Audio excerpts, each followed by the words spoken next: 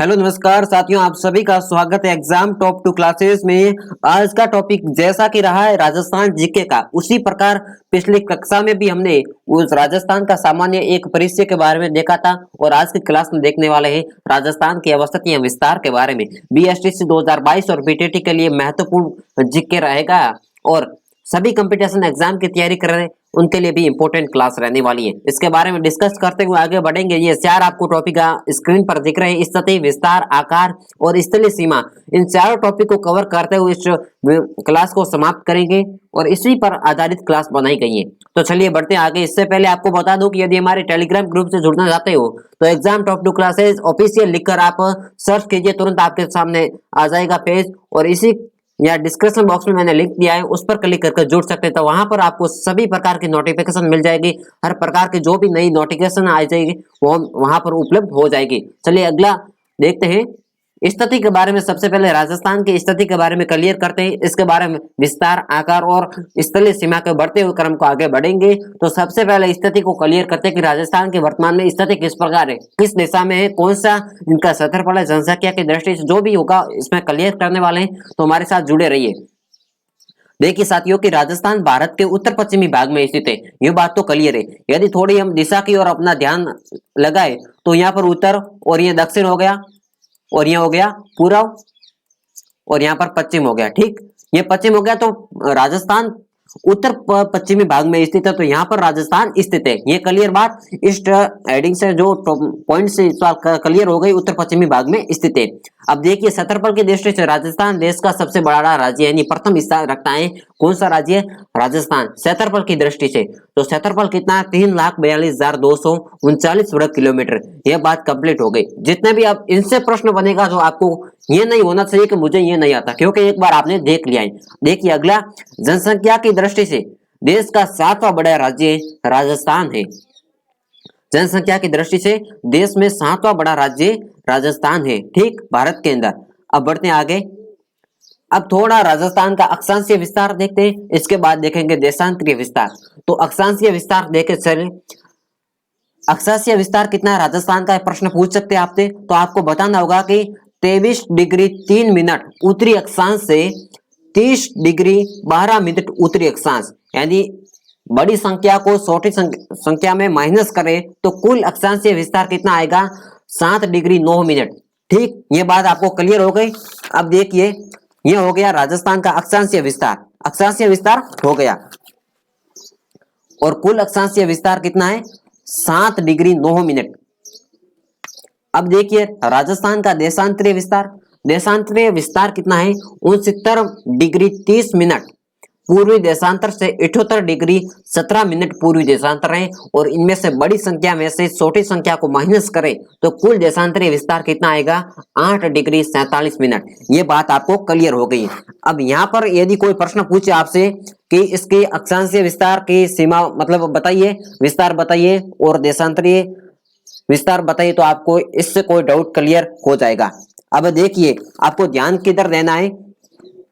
ये हो गया अक्षांशीय और देशांतरीय के बारे में। अब आपको याद करो, यदि आपसे प्रश्न पूछे, कैसा पूछ सकता है कि राजस्थान का अक्षांशीय विस्तार कितना है, तो अक्षांशीय विस्तार आपको सबसे पहले मैंने बता दिया है, ये ठीक है। इसके बाद में अगला प्रश्न ऐसा भी पूछ सकता है कि राजस्थान कितने अक्षांशों के मध्य स्थित है, तो यह आपको बता देना है 7 डिग्री 9 मिनट। ये कंप्लीट बात। यदि इसी ऐसा ही प्रश्न इसके बारे में पूछे, राजस्थान का देशांतरीय विस्तार कितना है, कितने विस्तार है, और यदि पूछे कि राजस्थान कितने देशांतरों के मध्य स्थित है, तो हो जाएगा 8 डिग्री 47 मिनट। इससे बात कंप्लीट क्लियर हो जाती है।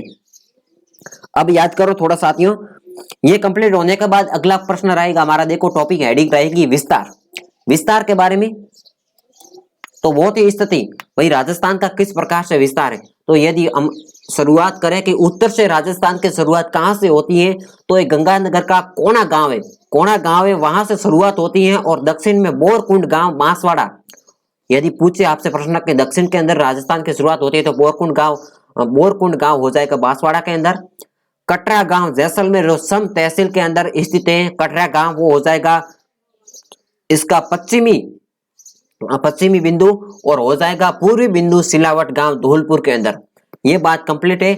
अब यदि आपसे पूछे कि उत्तर से दक्षिण की लंबाई कितनी है, तो 826 किलोमीटर हो जाएगा उत्तर से दक्षिण की लंबाई।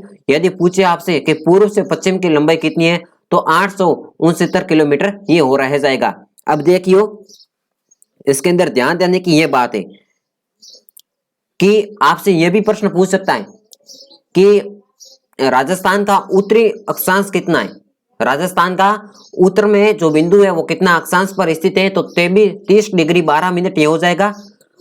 और यदि आपसे पूछे कि दक्षिणतम बिंदु पर अक्षांश की स्थिति बताई, तो 23 डिग्री 3 मिनट ये हो जाएगा। क्लियर बात। और यदि पूर्वी देशांतर के बारे में ये पूछे तो आपको यही बताना है। ये प्रक्रिया आपको याद होने, ये ढांचा याद होने के बाद आप कभी भूलना मत, क्योंकि इससे प्रश्न आप यदि आ जाए तो इनमें से ये नहीं होना चाहिए कि हमने वो पढ़ा नहीं, बिल्कुल ये क्लियर होना चाहिए। डाउट बिल्कुल क्लियर साथ करते जाएंगे। अब देखिए, इस विस्तार के बारे में कंप्लीट बात हो गई। अब चलते हैं, देखते हैं आकार के बारे में। तो राजस्थान का भाई साहब आकार कैसा है, तो विषम कोणीय चतुर्भुज राजस्थान का आकार है और पतंग के समान है। राजस्थान बिल्कुल पतंग के समान है, ऐसा राजस्थान बिल्कुल पतंग के समान है। तो राजस्थान विषम कोणीय चतुर्भुज आ गया और पतंग के समान हो गया। चतुष्कोणीय कोणीय भी कह सकते हैं। अब राज्य में सबसे पहले सूर्य उदय और सूर्य अस्त कहाँ होता है, यानी सूर्य कहाँ सबसे पहले दिखता है और कहाँ सबसे पहले अस्त होते हुए दिखता है। तो राजस्थान में सबसे पहले सूर्य उदय और सूर्य अस्त होता है शिलावट गांव के पास जगमोहन का पूरा, जहाँ धौलपुर के अंदर, वहां पर सूर्य उदय और सूर्य अस्त सबसे पहले दिखता है। अब अंत में सबसे बाद में कहाँ दिखता है, कि राज्य में सबसे बाद में, और सबसे जो सूर्यास्त उदय और बाद में कब दिखा, कहां पर दिखता है, तो हो जाएगा सबसे बाद में हो जाएगा कटरा गांव जैसलमेर के अंदर, सम तहसील के अंदर। ठीक, ये बात क्लियर हो गई। अब देखिए,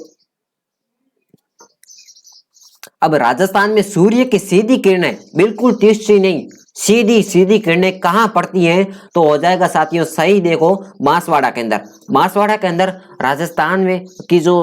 राजस्थान में बांसवाड़ा की स्थिति के बारे में तो बात करें तो सूर्य की सीधी किरणें बांसवाड़ा के अंदर पड़ती है। यदि राजस्थान में सूर्य की तिरछी किरणें की बात करें तो गंगानगर हो जाएगा। क्यों, कारण ये हो सकता है, देखिए कि राजस्थान में सूर्य की सीधी बांसवाड़ा पर क्यों पड़ती है, क्योंकि यह कर्क रेखा के नजदीक स्थित है और गंगानगर जो कर्क रेखा से दूर स्थित है, यानी जहां दूरी बढ़ती है वहां तिरछी किरणें बनती जाती हैं। तो इसी प्रकार यहाँ पर बात कंप्लीट हो जाएगी। अब देखिए अगला, स्थलीय सीमा के बारे में। सबसे पहले ये समझ लेते हैं, बाद में थोड़ा इसके बारे में मैप से समझेंगे तो बहुत डिटेल के साथ हमें समझ आ जाएगा कि राजस्थान में स्थलीय सीमा की लंबाई कुल कितनी है, तो 5920 किलोमीटर है। 1070 तो अंतरराष्ट्रीय सीमा की है और अंतरराज्यीय जो राज्यों की सीमा लगती है वो 4850 किलोमीटर है। यह जो अंतरराष्ट्रीय सीमा जो लगती है उसे राजस्थान में देखो कि राजस्थान की अंतरराष्ट्रीय सीमा जो लगती है पाकिस्तान से, उसे रेड क्लिफ रेखा के नाम से जाना जाता है। जो कितनी लंबाई है इसकी, 1070 है। ठीक है, 1070 किलोमीटर है अंतरराष्ट्रीय सीमा की। यदि पूछे और रेड क्लिफ रेखा की पूछे तो 1070 है। अब देखिए राजस्थान का अंतरराष्ट्रीय सीमा के सर्वाधिक निकट शहर कौन सा है, आपसे पूछे कि ये अंतरराष्ट्रीय सीमा के सर्वाधिक निकट शहर व मुख्यालय कौन सा है। देखो यहाँ पर 4 जिले बनते हैं और 4 जिलों में सबसे निकट कौन सा है, तो गंगानगर हो जाएगा सही इसका आंसर। गंगानगर है जो राजस्थान का अंतरराष्ट्रीय सीमा के सर्वाधिक निकट व मुख्यालय जो शहर है वो बिल्कुल निकट स्थित है। ठीक है, ये बात कंप्लीट करने के बाद आपको ये डाउट क्लियर हो गया, धीरे धीरे आपको सब समझ आ जाएगा। और इस 4 जिले कौन कौन से, देखिए गंगानगर, बीकानेर, जैसलमेर और बाड़मेर। इन 4 जिलों में से यदि पूछे कि राजस्थान का अंतरराष्ट्रीय सीमा के सर्वाधिक दूर शहर व मुख्यालय कौन सा है, तो सही उत्तर हो जाएगा बीकानेर। ठीक, इतनी बात कंप्लीट हुई। अब थोड़ा मैप की ओर नजर दौड़ा देते हैं। जैसे मैं आपको उदाहरण बता दूं, मैप सही नहीं बनाए लेकिन फिर भी आपको समझने के लिए यह काफी है।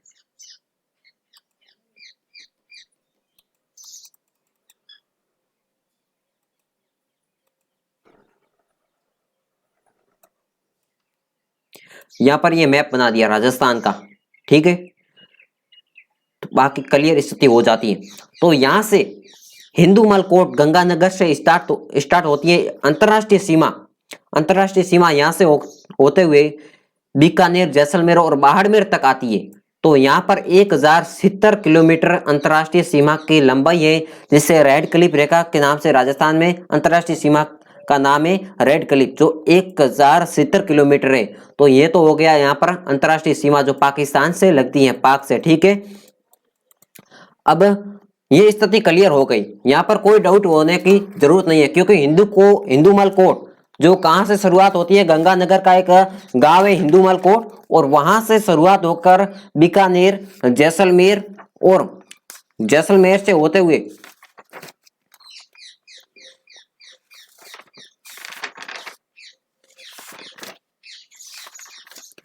देखो कि गंगानगर में हिंदूमल कोट हो गया, और अंत में पॉइंट आता है बाड़मेर का। तो बाड़मेर में कहां से हो जाएगा, बाड़मेर में हो जाएगा मेरे साथियों भलगांव।